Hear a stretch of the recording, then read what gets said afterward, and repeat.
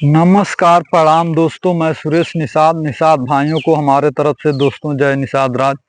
देखिए दोस्तों, इस समय हमारे देश में जो सांप्रदायिकता फैली हुई है, छात्र लोग जो दिल्ली में जंतर मंतर पर धरना प्रदर्शन किए हैं दोस्तों, नीट पेपर लीक की वजह से। देखिए दोस्तों, मैं आपसे बता देना चाहता हूं कि छात्रों के आड़ में जो है कि देशद्रोही लोग देश को बदनाम करने के लिए, देश की आर्थिक स्थिति को खराब करने के लिए कुछ दंगाई लोग जाकर के छात्रों की आड़ में जो है कि देश में सांप्रदायिकता दोस्तों फैला रहे हैं और इससे बच्चे बदनाम हो रहे हैं दोस्तों। तो आपसे मैं बता देना चाहता हूं कि छात्र लोग जब तक नौकरी नहीं पाए रहते हैं दोस्तों, तब तक कहते हैं कि मैं देश की सेवा करूंगा, मैं गरीबों की सेवा करूंगा, जनता की सेवा करूंगा।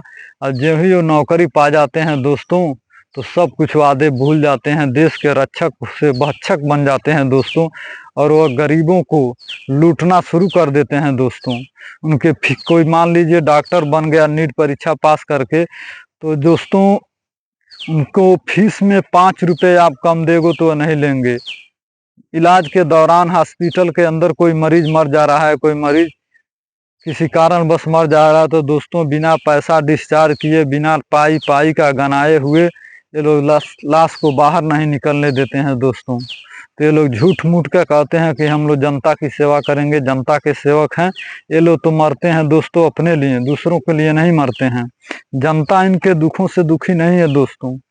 ये लोग अपने लोभी लालच के लिए धरना प्रदर्शन करते हैं, देश के लिए नहीं करते हैं। देश को, आर्थिक स्थिति को बर्बाद करते हैं, आर्थिक स्थिति को नुकसान पहुंचाते हैं दोस्तों, और सरकार के काम में बाधा डालते हैं दोस्तों। छात्रों को हमेशा यही काम है, हमेशा यही ये लोग करते हैं, धरना प्रदर्शन करते हैं दोस्तों।